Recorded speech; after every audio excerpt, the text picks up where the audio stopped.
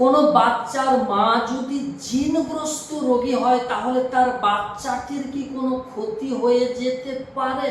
আপনি কি ভাবছেন আপনার বাচ্চাটি শুধু আপনার চেহারাটাই পেয়েছে? যদি আপনি এটি ভাবছেন তাহলে ভুল ভাবছেন। আপনার বাচ্চার শরীরে মিশে রয়েছে আপনার রক্ত, মনে রাখবেন। আর এই রক্তের সাথে শয়তান জিনগুলো মিশে গিয়ে সেই মানুষটির পুরো শরীরে চলাফেরা করার ক্ষমতা রাখে। এখন কথা হচ্ছে, বাচ্চার মাটা যদি জিনগ্রস্ত রোগী হয় তাহলে তার বাচ্চাটার কি কোনো ক্ষতি হতে পারে? আর যদি কোনো ক্ষতি হয়ে যায় তাহলে সেই ক্ষতি থেকে বাঁচার উপায়টা কি? সেগুলোই একটা একটা করে আপনাদেরকে আজ বলে দেব, শিখিয়ে দেব ইনশাআল্লাহ। ভিডিওটি পুরোটি আপনি মাথা ঠান্ডা করে বিন্দুমাত্র স্কিপ না করে শেষ পর্যন্ত দেখে চলুন মূল বিষয়টির দিকে আগিয়ে যায়। ভাই সকল ও বন্ধুরা, মনে রাখবেন উম্মে সুবিয়ান নামক একটা জিন রয়েছে। জিনদের মধ্যে থেকে সবচাইতে খতরনাক একটা জিন এই উম্মে সুবিয়ান জিনটা গর্ভবতী মায়েদের পেটের ভিতরে যে বাচ্চার ভ্রূণটা থাকে সেই ভ্রূণটাকে খেতে এই উম্মে সুবিয়ান নামক জিনটি পছন্দ করে। আর ওই মাটি যেদিন প্রসব করে দেয় বাচ্চাটিকে, ওই বাচ্চাটি যতদিন পর্যন্ত তার মায়ের দুগ্ধ পান করে ততদিন পর্যন্ত উম্মে সুবিয়ান নামক ওই জিনটার নজর ওই বাচ্চাটির প্রতি থাকে।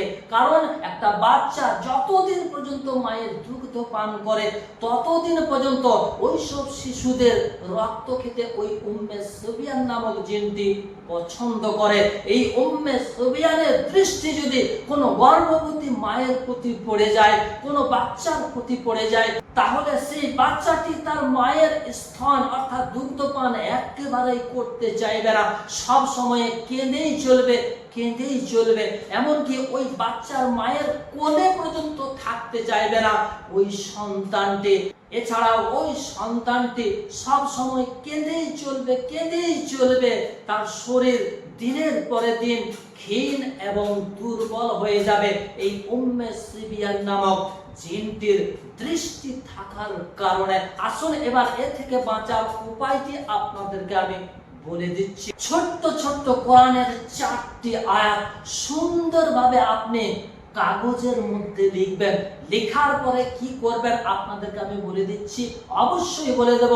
কিন্তু তার আগে এই আয়াত 4টি দিয়ে আরো কোন কাজগুলো করতে হবে আপনাদেরকে আমি ভালোভাবে বুঝিয়ে দিচ্ছি।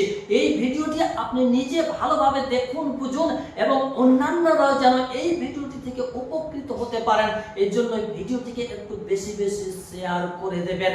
এই কোরআনের 4টি আয়াত কাগজে লিখে আপনি ফোল্ড করে একটা লোহার মাদুলির ভিতরে ভরে দেবেন। তারপর এই মাদুলিটা আপনি কি করবেন বলে দিচ্ছি।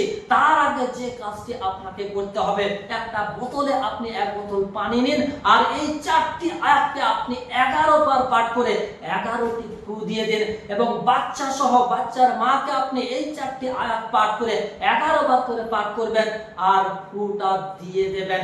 এখন আপনাদের মনে প্রশ্ন জেগেছে এই 4টি আয়াত কোন 4টি আয়াত? আপনাদেরকে সেটি আমি ডিসপ্লের মধ্যে দিয়ে দিচ্ছি এবং পড়ে শুনিয়েও দিচ্ছি। আয়াত 4টি হচ্ছে বিসমিল্লাহির রহমানির রহিম, আলিফ লাম মিম, আল্লাহু লা ইলাহা ইল্লা হুয়াল হাইয়ুল কাইয়্যুম, নাযালা আলাইকাল কিতাবা বিল হাক্কি মুসাদ্দিকান লিমা বাইনা ইয়াদাইহি ওয়া আনজালাত তাওরাতা ওয়াল ইনজিল মিন ক্বাবলু হুদাল লিন-নাসি ওয়া আনজালাল ফুরকান।